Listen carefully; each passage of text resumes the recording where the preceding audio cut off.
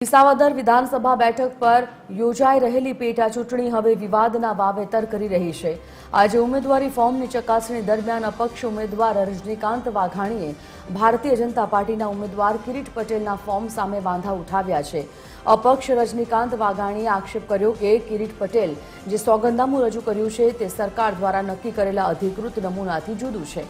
તેમણે દાવો કર્યો કે સરકારના ફોર્મેટને બદલે પોતાના સ્વમરજીથી તૈયાર કરેલા ફોર્મ શપથનામા તરીકે રજૂ કરાયા, જે ચૂંટણી નિયમોના ઢાંચાને બહાર ગણાય છે।